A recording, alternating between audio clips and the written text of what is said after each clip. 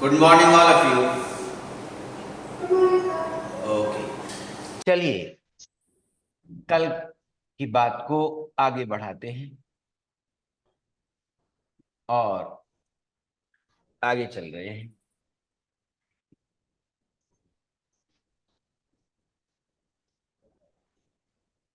One, कल की बात को ही आगे बढ़ा रहे हैं और उससे तुरंत जोड़ रहे हैं। फैक्टोरियल नोटेशन सरल सा है, आराम से विश्राम की अवस्था में देखिए। फैक्टोरियल नोटेशन, अब हिंदी बोलेंगे कि अंग्रेजी वाला, इसे देख लीजिए कि सरल कौन सा है। ठीक है, क्रम गुणित, क्रम गुणित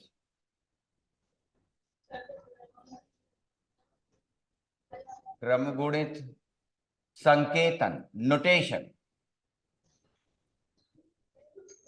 यही हम अभी बाइनोमियल थ्योरम में कोफिशिएंट्स, गुणांक जो इस्तेमाल करेंगे, ठीक है, चर को लेकर, ठीक, वो देख लिए। वन को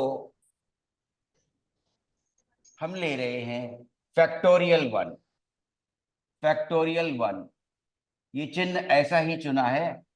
ये वाला चिन्ह प्रचलित नहीं हो पाया, ये चिन्ह ठीक प्रचलित नहीं हो पाया है, दूसरा चिन्ह ये है।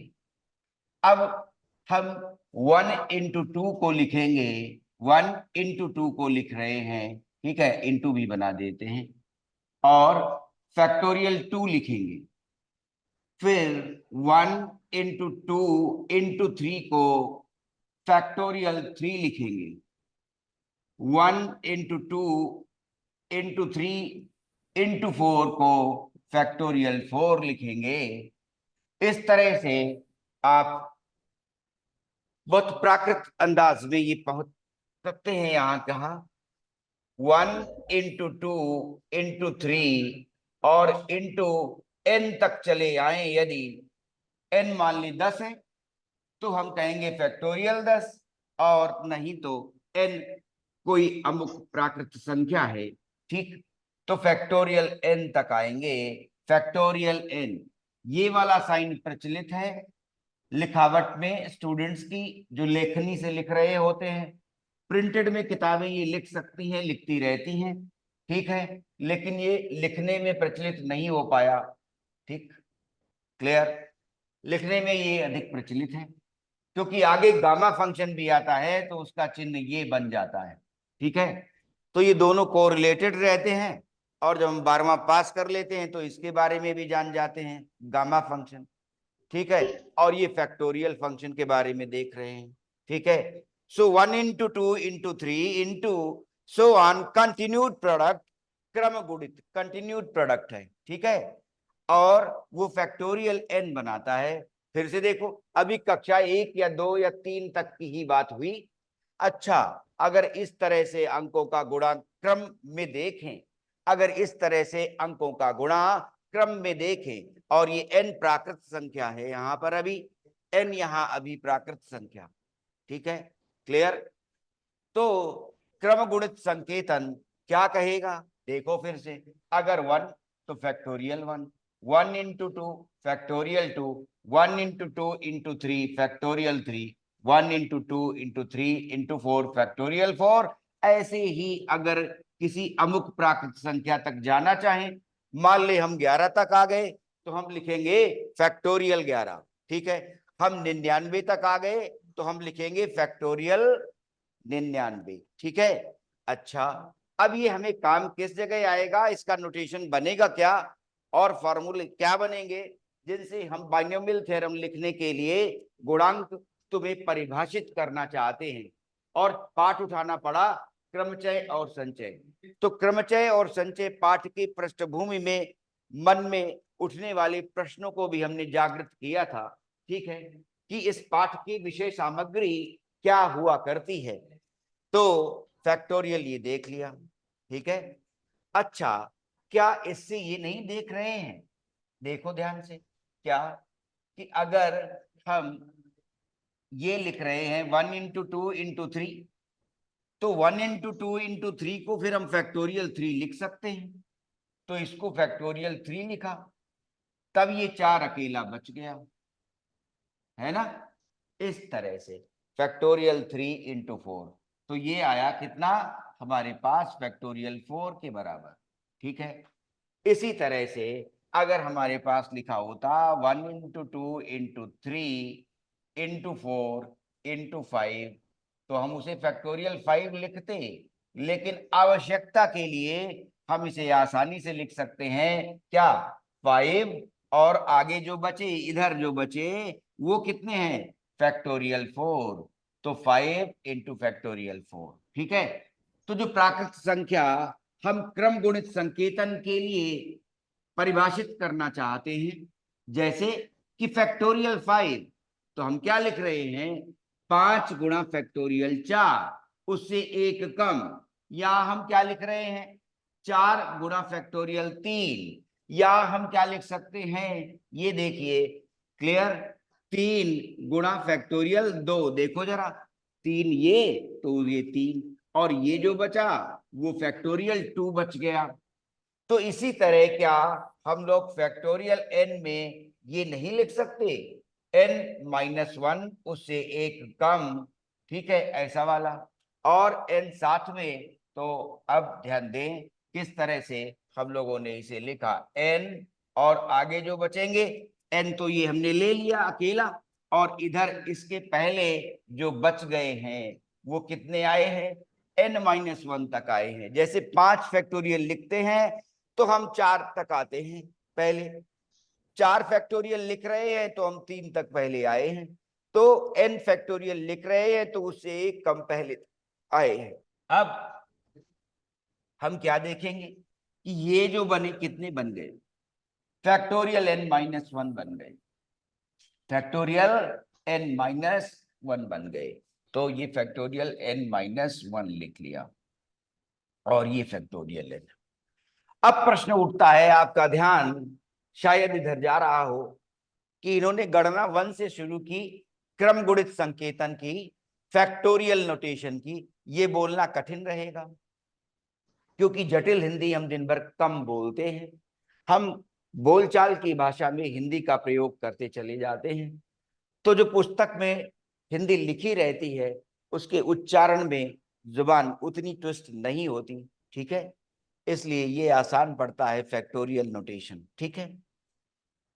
अब ध्यान हमारा जा रहा होगा कि इन्होंने प्राकृत संख्या से शुरू किया है, शून्य के बारे में कुछ नहीं कहा, ठीक है, शून्य का फैक्टोरियल क्या बनेगा ये नहीं कहा, 1 से शुरू किया, 1 इज फैक्टोरियल 1, 1 इंटू 2, तो फैक्टोरियल का जब ये निशान लगाएंगे तो उसका मतलब होगा कि अगर n प्राकृत संख्या पर हम ये फैक्टोरियल का चिन्ह देंगे, क्रम गुणित संकेतन का चिन्ह देंगे, तो उसका अर्थ ये निकलेगा कि n कहा जा सकता है, और आगे फिर जो बचेगा उसको लिखने की बार बार जरूरत नहीं होगी कि अब हमने यहां लिखा, ठीक, फैक्टोरियल 5, तो 5 लिख लिया, अब उसके बाद 4 3 2 1 ये सब गुणा करके यहां पर ऐसे लिखा जाए, इसकी जरूरत नहीं है। आगे संख्याएं हम देख रहे हैं 1 इंटू 2 इंटू 3 इंटू 4 आई हैं, वो पहले स्टेप में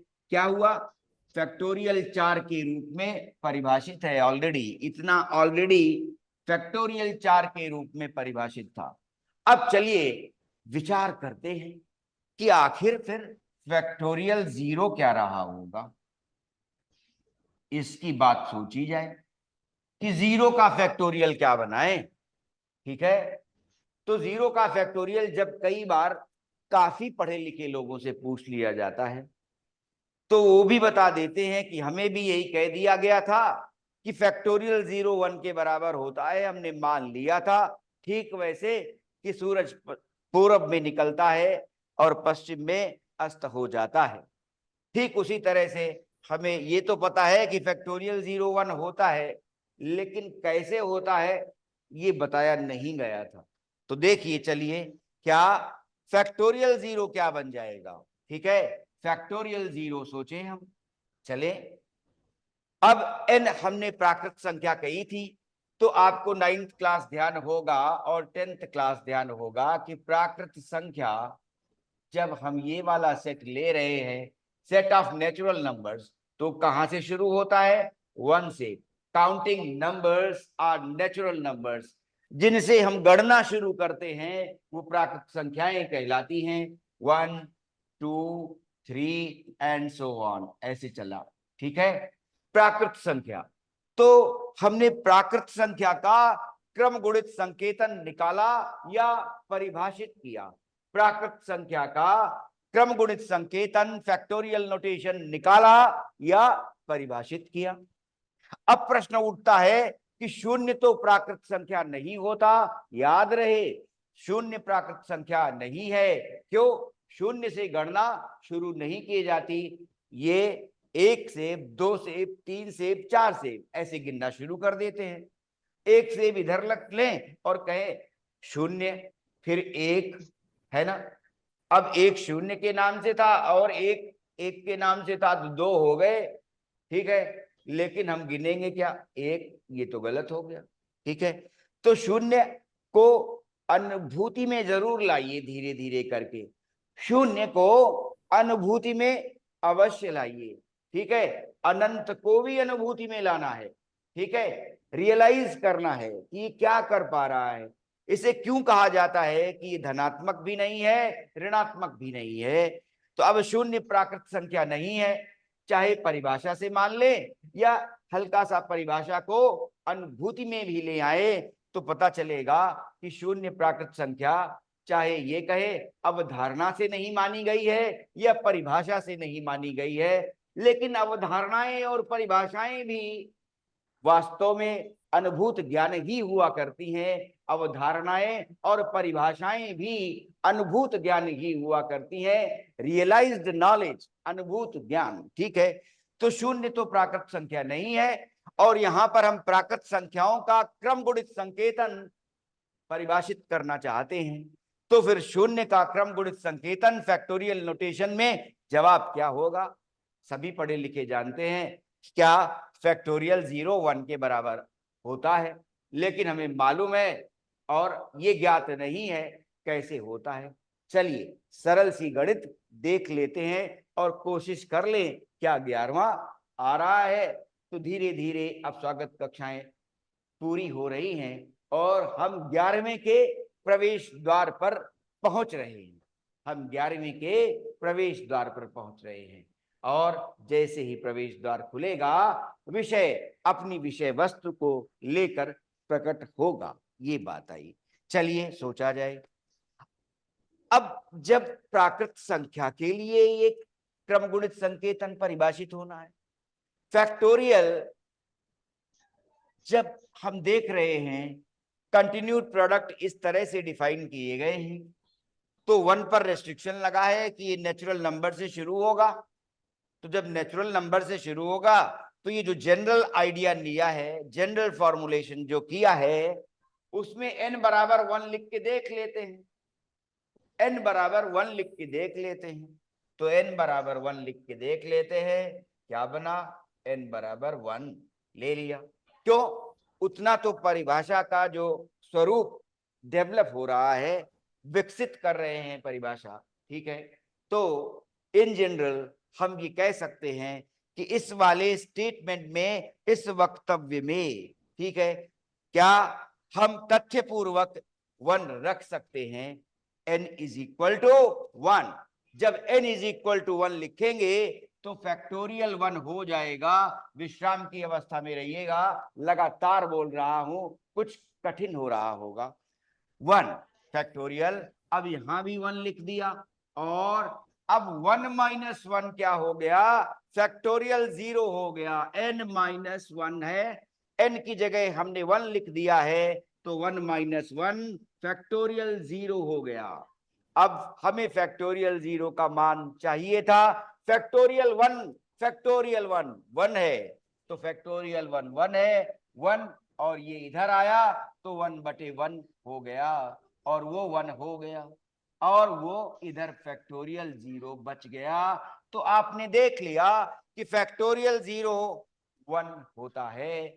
अगर हम फैक्टोरियल 0 लिखेंगे तो उसका मान क्या कंसिडर किया करेंगे, 1 के बराबर, ठीक है। और किसी भी फैक्टोरियल में, प्राकृत संख्या के किसी भी फैक्टोरियल में हम आसानी से ये देख पाएंगे कि अगर हमें फैक्टोरियल 8 लिखना होगा तो हम आसानी से लिख सकेंगे क्या, 8, और आगे आने वाली संख्याएं क्रम गुणित होकर जो आएंगी वो क्या होंगी, 7 गुणा 6 गुणा 5 गुणा 4 गुणा 3 गुणा 2 गुणा 1, और वो क्या बन जाएगा, फैक्टोरियल 7।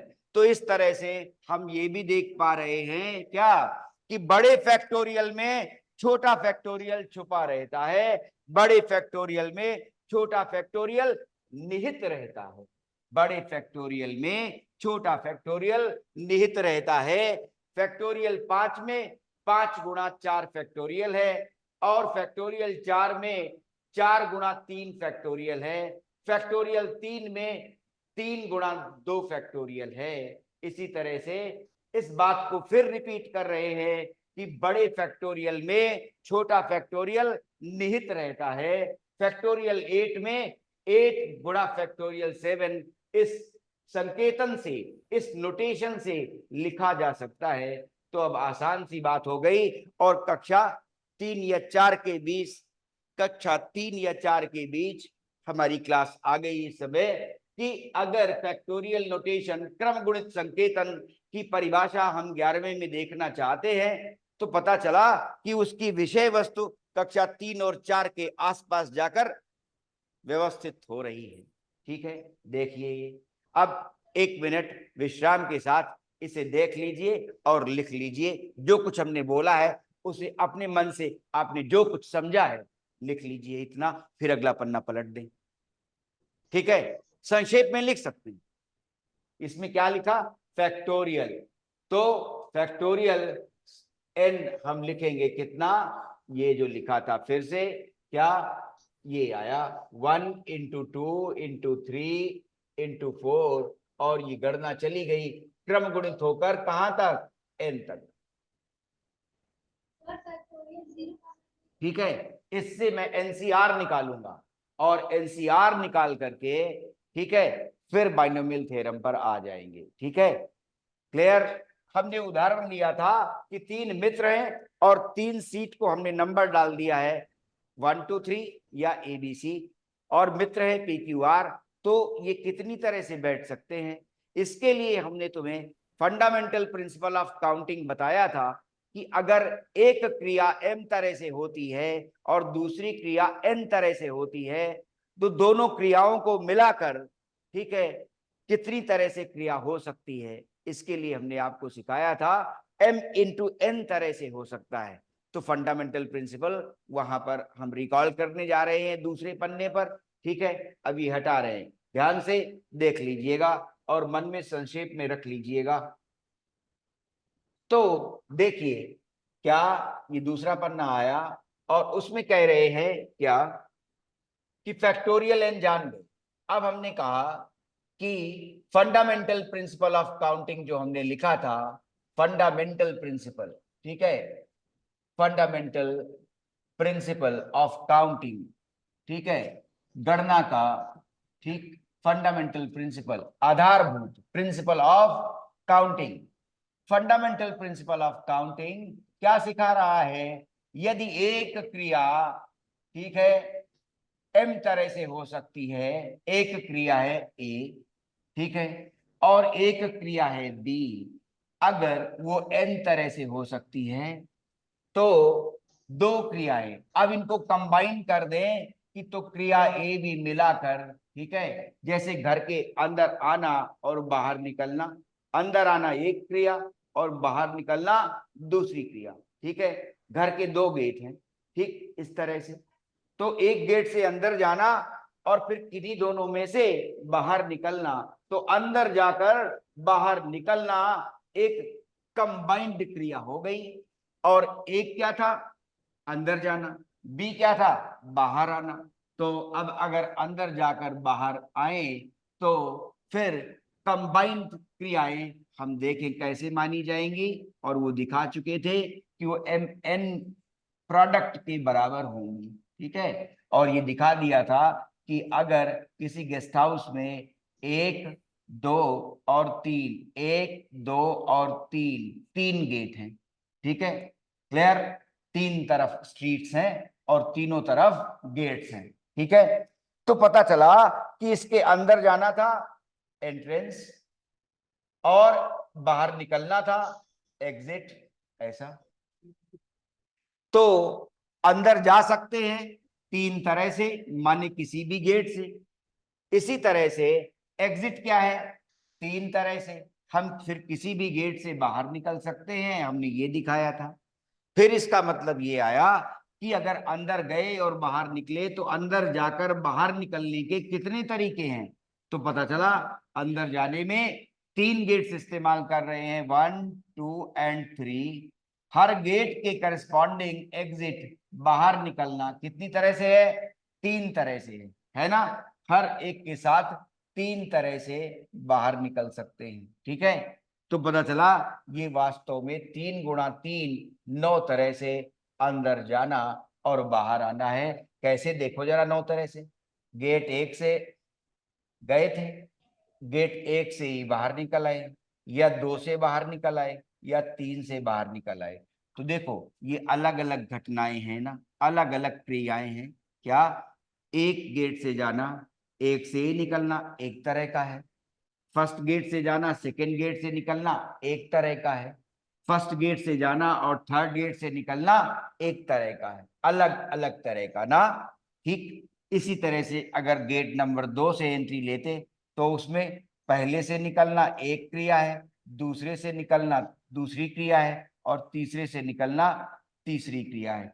तो हर गेट से बाहर निकलने के 3 विकल्प हैं, हर गेट से जाकर बाहर निकलने के 3 विकल्प बचे हैं, और अंदर 3 गेट से जा सकते हैं, बाहर निकलने के हर गेट से 3 विकल्प हैं। तो कुल मिलाकर देखो 3 ये बने, 3 ये बने, ठीक है। और फिर 3 के साथ भी 3 बन जाएंगे, 3 के साथ भी 3 बन जाएंगे कि गेट नंबर 3 से एंट्री ली है और 1 2 या 3 से बाहर आ सकते हैं। देखो कितने तरीके हो गए, 3 3 6 और 3 9। इसीलिए आ रहा है फंडामेंटल प्रिंसिपल ऑफ काउंटिंग। अगर इस चैप्टर का बचपन देखें तो ऐसा ही तो करेंगे कि अगर कोई पूछे कि गेस्ट हाउस में 3 गेट्स है और अंदर जाकर बाहर निकलने के कितने तरीके हैं, तो आप ऐसे गिनने लग जाएंगे। गिनकर आप सुखद स्थिति में पहुंचेंगे, अरे वाह मुझे समझ में आ गया, 3 3 6 और 3 9। यहां आप विश्लेषण करके जोड़ रहे हैं, यहां आप विश्लेषण करके जोड़ रहे हैं, जिसका उत्तर इस सिद्धांत ने तुरंत दे दिया था कि अगर एक क्रिया m तरह से होगी और दूसरी क्रिया n तरह से होगी तो पता चला कि दोनों का कंबाइंड फॉर्म किस तरह से आएगा, mn बेस से आएगा। दोनों क्रियाओं को यदि जोड़ दें, ठीक है, एक में मिला दें, अंदर जाकर बाहर निकलना, तो फिर m इंटू n तरह से क्रियाओं की गणना होगी। और यहां हमने देख लिया, तो fundamental principle of counting represent हो गया। वो कहता क्या है कि अगर एक घटना या क्रिया m तरह से होगी और दूसरी घटना n तरह से होगी तो दोनों का कंबाइंड घटनाक्रम किस तरह से आ सकता है, वो mn तरह से आता है, m गुणा n हुआ करता है। अगर 3 घटनाएं होती, 3 घटनाएं एक साथ होती तो फिर हम कह देते कि अगर तीसरी घटना c भी ले लेते तो फिर पता चला a b c, और इन तीनों को मिलाकर, ठीक है, ये देखना है। तब हमारे पास अगर इसको p तरह से किया जा सकता था c घटना का, तो फिर m n और p तरह से होगा, ठीक है, ये चीज। अब थोड़ा सुखद लगेगा कब, जब सवाल लाएंगे, ठीक है। देखिए अब हमने सीट्स के नंबर रखे हैं, क्या, सीट नंबर 101, सीट नंबर 102 और सीट नंबर 103। 3 मित्र आ रहे हैं, ठीक है ना, 3 मित्र आ रहे हैं और उनको यहां सीट लेनी है। तो इस पहली 101 नंबर सीट को 3 मित्रों में से कोई भी एक ले सकता है ना। तो इस पहली सीट को किस तरह से लिया जा सकता है? 3 तरह से, है ना। कोई भी 3 मित्र में से एक मित्र यहां बैठ जाएगा, पक्का। तो पहली सीट को भरने का, स्थान लेने का कितना तरीका हो सकता है? 3 तरीके हो सकते हैं। पहली सीट को भरने के 3 तरीके। दूसरी सीट को भरने के, जब एक मित्र बैठ गया, उसने सीट ऑक्यूपाई कर ली, तो फिर अब 2 मित्र बचे। 2 मित्र जो बचे, वो अब हम देखेंगे कि सीट नंबर 102 को 2 तरह से ले सकते हैं। क्यों? 2 लोग हैं ना, तो इस पर 2 लोग हैं, ठीक है। तो पता चला कि अब 2 तरह से ये सीट भरी जा सकती है, क्योंकि बाहर 2 मित्र बचे थे। जब फिर एक ने सीट ले ली, तो एक मित्र यहां आ गया, एक मित्र यहां आ गया। अब एक मित्र बच गया, जो बच गया वो फिर से एक सीट ले लेगा, और एक ही बचा था, सीट भी एक ही बची थी। तो इस तीसरी सीट के लिए केवल एक ही तरीका बचा। क्यों? खाली है और एक ही मित्र बाकी है। तो इस सीट को कितनी तरह से भर सकते हो? केवल एक तरह से ना। जो बचा हुआ मित्र है वही तो इस पर बैठ सकता है। तो पहली सीट 3 तरह से भरी जा सकती थी, दूसरी सीट 2 तरह से, और तीसरी सीट 3 तरह से। ठीक है, तीसरी सीट सॉरी 1 तरह से। तो पहली 3 तरह से, दूसरी 2 तरह से, और तीसरी 103 नंबर की 1 तरह से। अब हमने कहा ना कितनी तरह से भरी जा सकती हैं? तो 3 मित्रों के द्वारा ये 3 सीट्स कितने तरह से भरी गई? 3 गुणा 2 गुणा 1, और ये साफ है, क्या है? फैक्टोरियल 3 ही तो लिखा है। ये फैक्टोरियल 3 ही तो लिखा है। देखो 1 इंटू 2 इंटू 3, फैक्टोरियल 3 ही लिखा है। तो उसी को हमने परिभाषित कर दिया, क्या? ये फैक्टोरियल 3 है, और जिसका मान कितना है? 3 गुणा 2 गुणा 1, 6 के बराबर।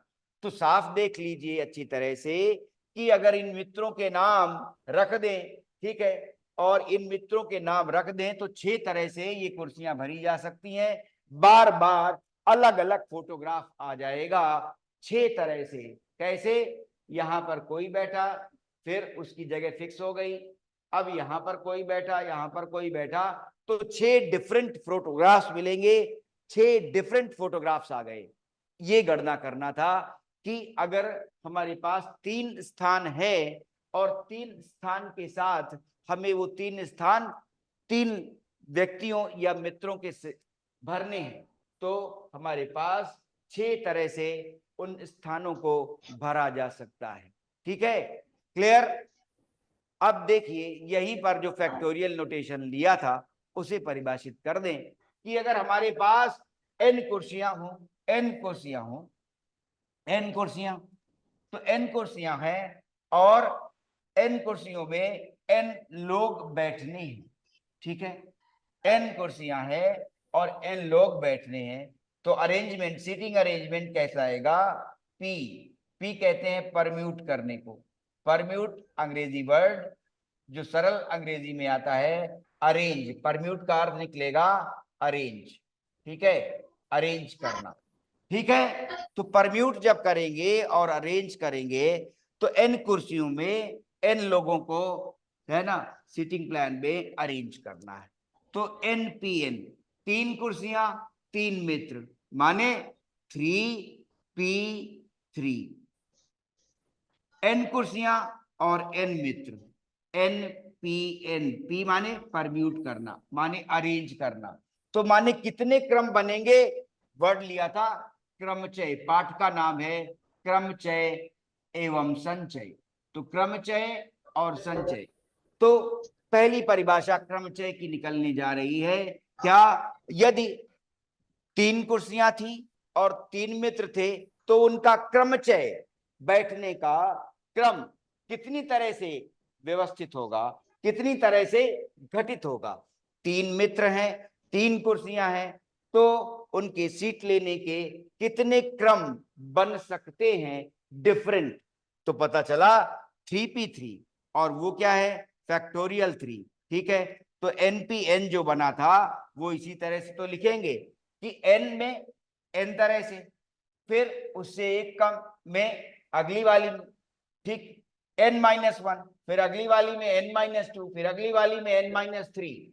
तो ऐसा चल जब करेंगे तो यहाँ 3p3 हमने किस तरह से देखा, 3 × 2 × 1, और जो क्या बन गया, फैक्टोरियल 3 बना है ना, ठीक है। तो उसी तरह से यदि n कुर्सियां हो और n मित्र बैठने हो तो हम कहेंगे फैक्टोरियल n तरह से उनका क्रमचय बनता है, ठीक है।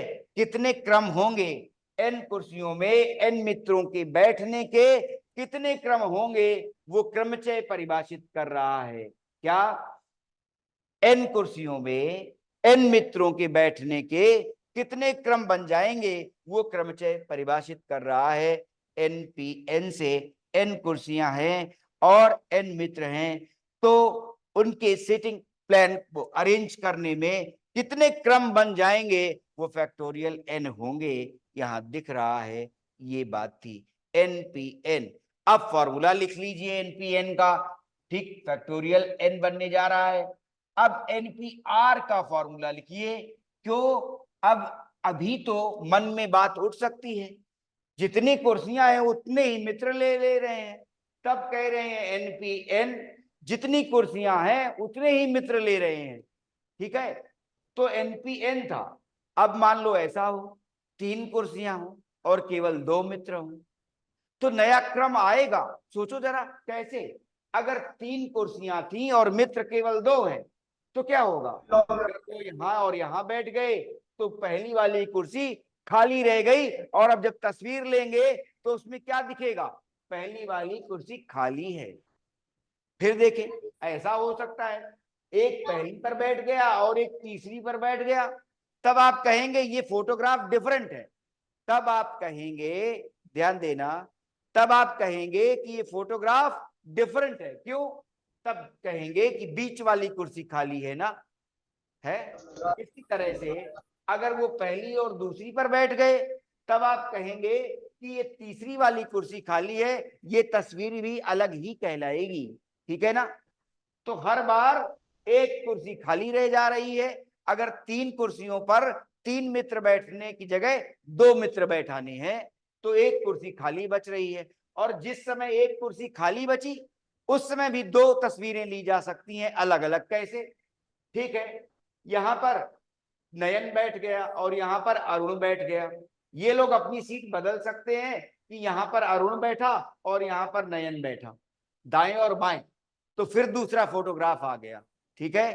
तो पता ये चला कि अगर 3 कुर्सियों पर 2 मित्र बैठने होते तो 3p2 कहलाएगा, ठीक है। तो अब npr का परिभाषा लिखना चाहते हैं कि वो क्या होगा, अगर 3 मित्र नहीं होते, 3 कुर्सियों के लिए 2 मित्र होते तो कितनी तरह से बैठ सकते थे, वो 3p2 बताएगा, वो भी निकाल देंगे।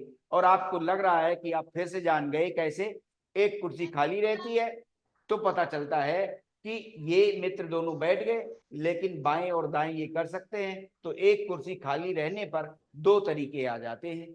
फिर अगर ये कुर्सी खाली रहेगी तो फिर 2 तरीके हो जाएंगे, ये कुर्सी खाली रहेगी तो फिर 2 तरीके हो जाएंगे, क्योंकि वो मित्र दाएं से बाएं हो सकते हैं, ठीक है। कुल मिलाकर 2 2 और 2 6 तरीके फिर हो गए। तो प्रश्न उठा कि 3p3 भी फैक्टोरियल 3 6 के बराबर निकला था। अब आप कह रहे हैं कि 3p2 भी 6 ही निकल पाया, मतलब 3 कुर्सियां और 2 मित्र, इनके लिए भी हम 6 फोटोग्राफ्स खींच सके अलग अलग। क्या, कि एक कुर्सी खाली है तो 2 तरीके, ये कुर्सी खाली है तो फिर 2 तरीके, ये कुर्सी खाली है तो फिर 2 तरीके, ठीक है। तो पता चला उसको 3p2 कह रहे हैं। तो यहां पर इससे लगा कि ऐसा कैसे हुआ होगा कि जब 3 मित्र थे और 3 कुर्सियां थी तब भी 6 तरह से ही हुआ था, और जब 3 कुर्सियां हैं और 2 ही मित्र हैं तब भी 6 हो रहा है। इसका मतलब क्या कुछ गड़बड़ है क्या, या फिर ये परिभाषित किया जाए कि यहां पर n कुर्सियां थी, n मित्र थे, तो उसे npn कहा जा रहा था, और वो फैक्टोरियल n के बराबर निकला था, जैसे यहां पर फैक्टोरियल 3 निकला था।